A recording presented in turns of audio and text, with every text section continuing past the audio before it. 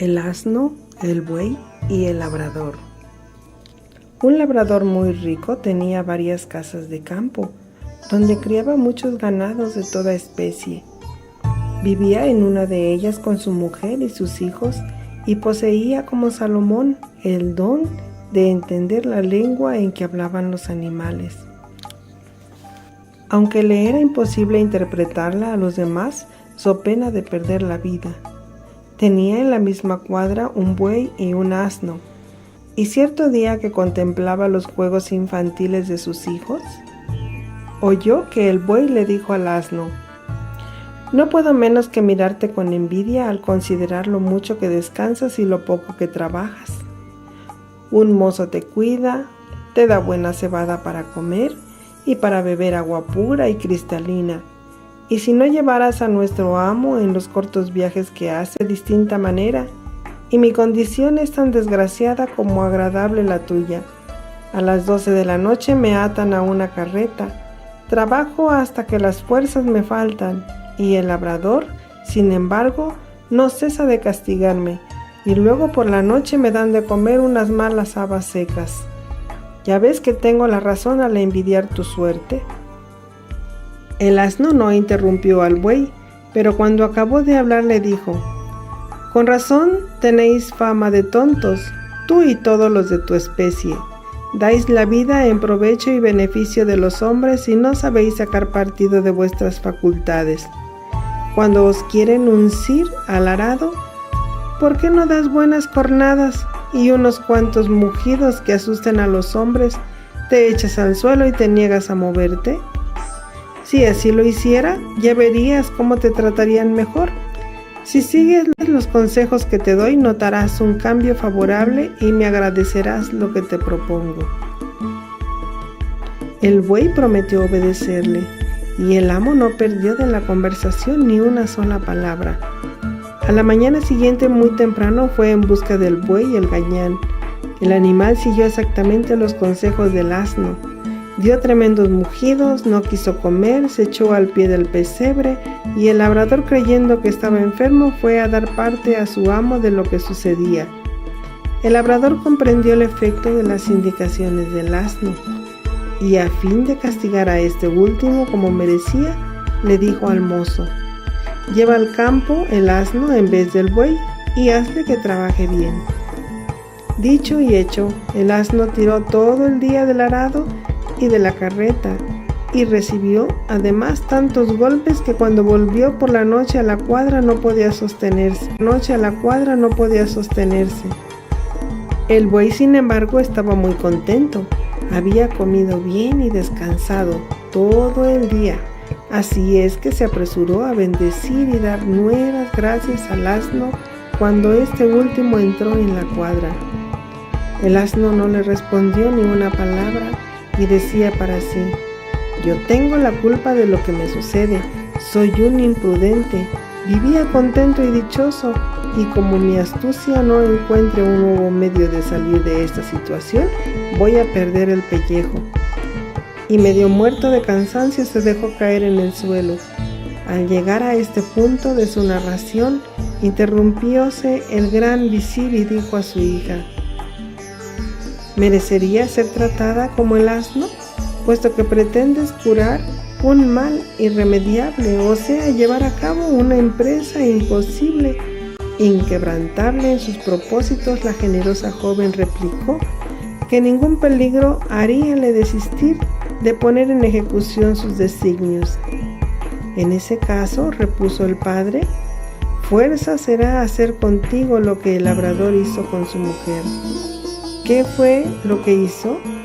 Escucha con atención, pues no he terminado el cuento. El gallo, el perro y la mujer del labrador.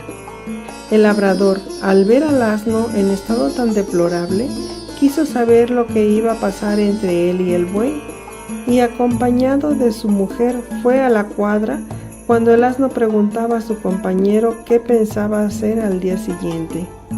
«Haré lo que tú me has aconsejado», repuso el buey. «Es decir, fingiré que quiero dar de cornadas a todo aquel que se me presente que se me presente por delante. Me parece muy bien, replicó el asno, pero te advierto que esta mañana he oído decir al amo que ya que estás enfermo y no puedes trabajar, que te maten enseguida y que llamen al carnicero antes de que enflaquezcas. Estas palabras produjeron el efecto que el asno se proponía, y el buey dio un mugido de terror. El labrador prorrumpió en una carcajada tan grande que su mujer se quedó sorprendida. Quiso saber la causa, pero su marido le dijo que era un secreto y que se contentase con verle reír. No, yo quiero saber la causa. Me es imposible decírtela. Me río de lo que el asno está diciendo al buey. Lo demás es un secreto que no te puedo revelar, pues de lo contrario me costaría la vida. Eso no es verdad, y tú te burlas de mí. Y si no me dices lo que han hablado los animales, te juro que voy a separarme de ti para siempre. Y la mujer entró en la casa y se pasó la noche llorando en un rincón. Inútiles fueron los ruegos de su marido, que la amaba con ternura para que desistiese de su empeño, y las súplicas de sus hijos y de todos los individuos de la familia. La mujer continuaba llorando y el labrador, perplejo, no sabía qué partido tomar en tan apurado trance. Tenía el labrador en la quinta, además, 50 gallinas, un gallo y un perro que guardaba la casa. Estaba el infeliz sentado a la puerta cavilando acerca de su triste suerte, cuando oyó que el perro reñía al gallo porque cantaba alegre y ruidosamente.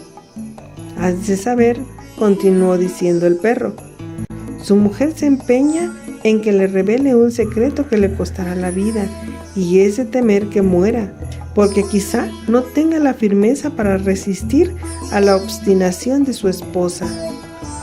Todo es luto y aflicción en esta casa, y tú eres el único que estás gozoso y que nos insultas con tus cantos.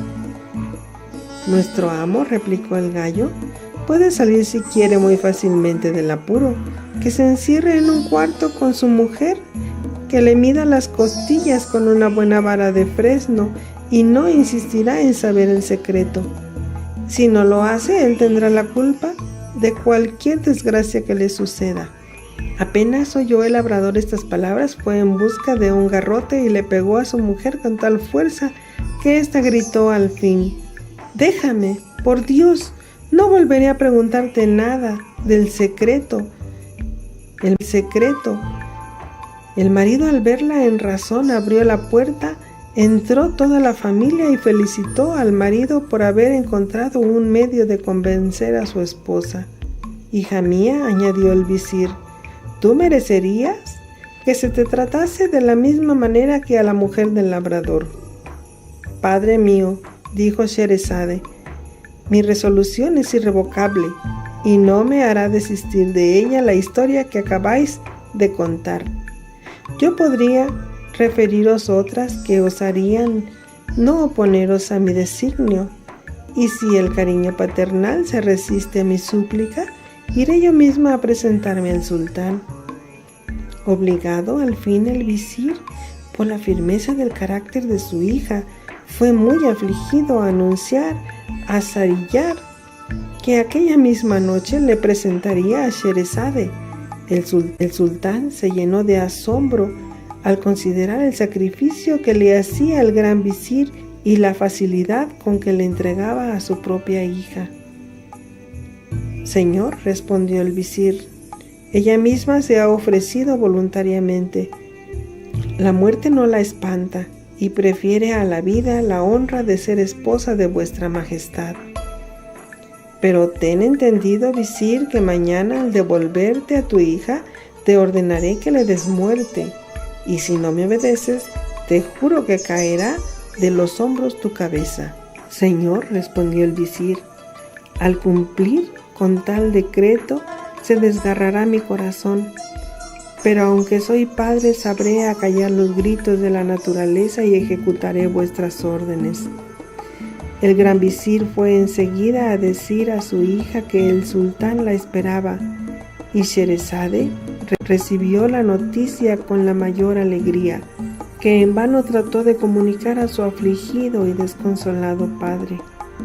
Púsose la joven en disposición de comparecer ante el sultán y momentos antes de salir de su casa, dijo reservadamente a Duniyazad: «Querida hermana, tengo necesidad de que me auxilies en un asunto importante.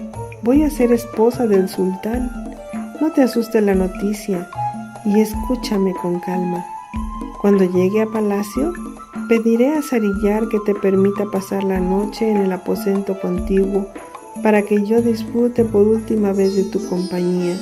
Si como espero obtengo ese favor, ten cuidado de despertarme 1 hora antes de que despunte el día y dime entonces: hermana mía, si no duermes, te ruego que me refieras uno de esos preciosos cuentos que tú sabes hasta que venga la aurora. Yo te contaré uno y por este medio tan sencillo me parece que podré librar al pueblo de la desgracia que pesa sobre él».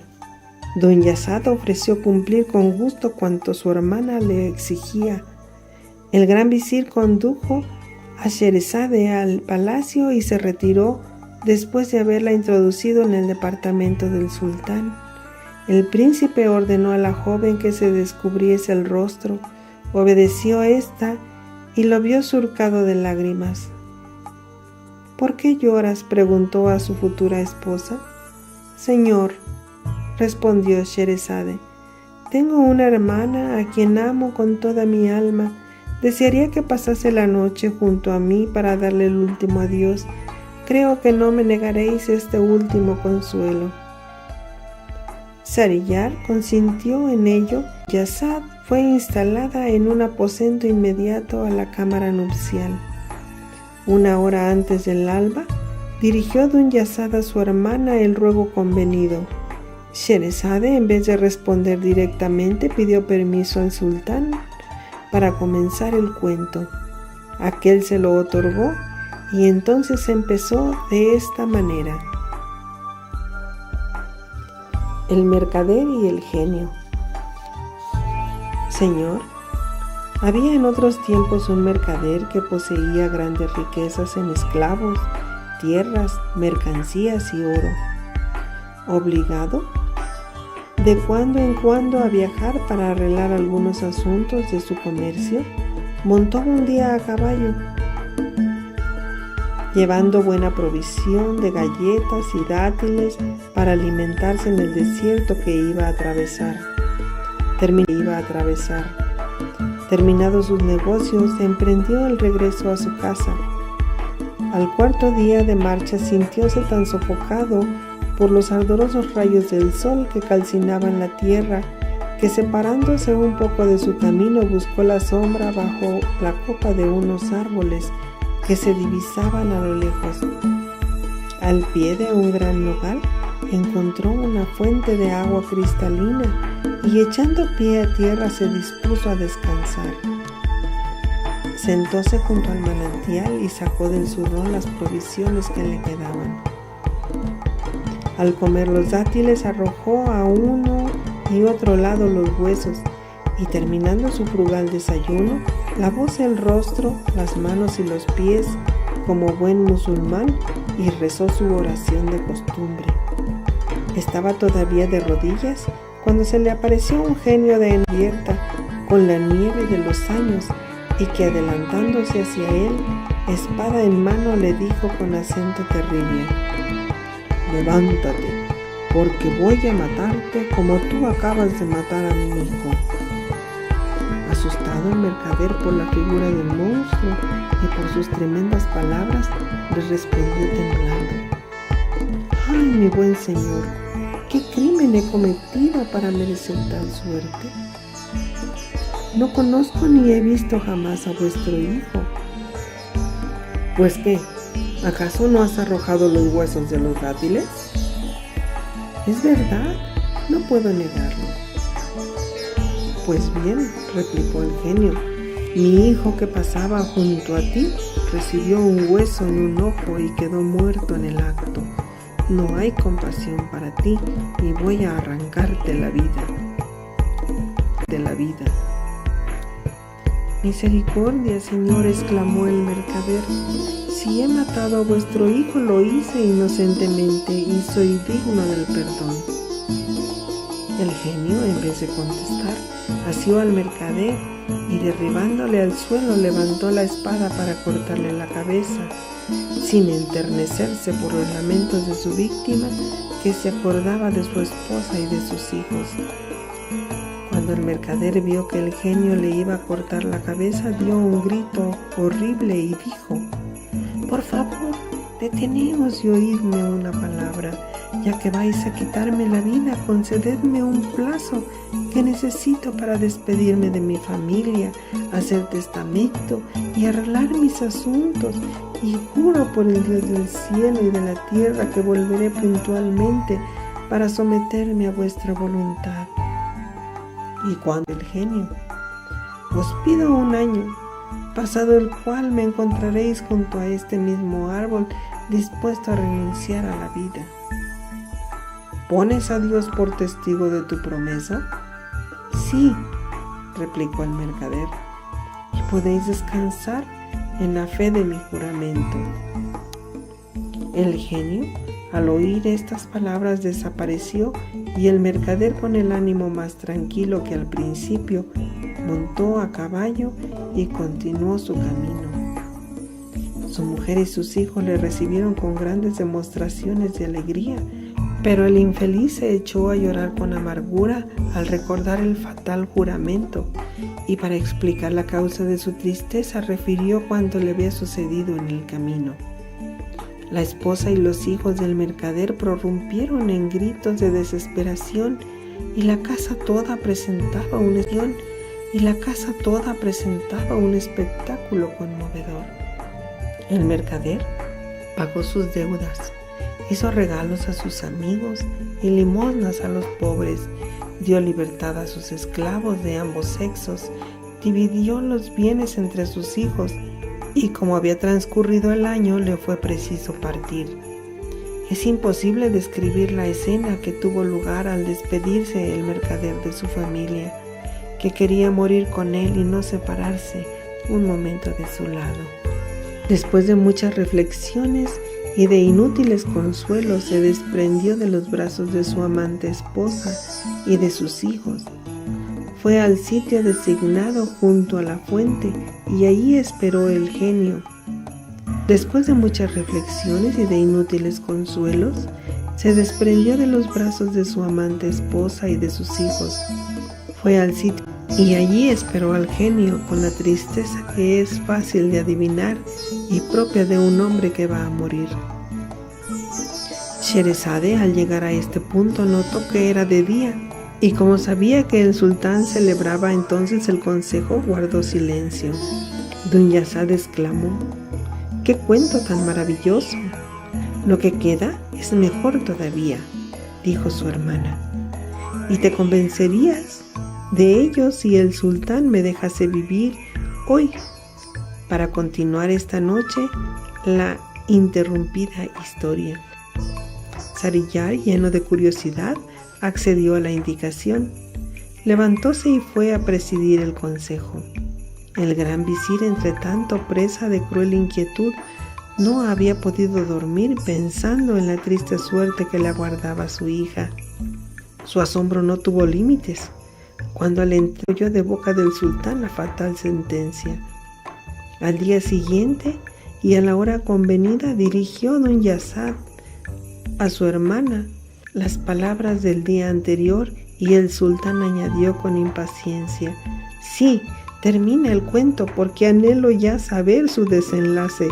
Sherezade continuó así: El genio y los 3 viejos. Mientras aguardaba en situación tan cruel, apareció un anciano con una sierva. Saludáronse el uno al otro, y el viejo le preguntó: «Hermano mío, ¿para qué habéis venido a este lugar inseguro y desierto que solo pueblan espíritus malignos?». El mercader entonces le refirió su aventura, y el anciano exclamó: «He aquí un suceso extraño y terrible. puesto que os hayáis ligado por medio de un juramento inviolable, quisiera presenciar vuestra entrevista con el genio. Al decir estas palabras, llegó otro anciano seguido de 2 perros negros. Preguntó a los viajeros lo que hacían en aquel sitio. El viejo de la sierva satisfizo su curiosidad y el recién venido resolvió quedarse también para ser testigo de lo que iba a suceder. Apareció a la sazón un tercer anciano. Hizo las mismas preguntas que el segundo y el primero, y tomó asiento entre los dos con objeto de ver el fin de la triste aventura.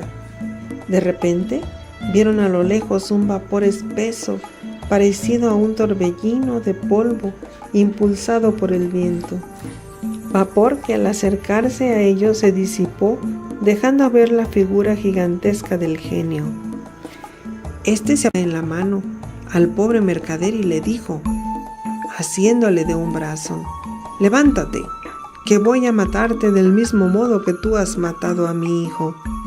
Cuando el viejo de la sierva se convenció de que el mercader iba a morir infaliblemente, se arrojó a los pies del genio y le dijo: «Príncipe de los genios, os ruego con la mayor humildad que me escuchéis antes de descargar todo el peso de vuestra cólera. Voy a contaros mi historia y la de esta sierva que veis aquí. Si la creéis más sorprendente y maravillosa que la aventura del mercader a quien queréis privar de la vida, ¿perdonaréis al desgraciado el crimen que ha cometido?». Reflexionó el genio unos momentos y dijo al fin: «Está bien, consiento en ello».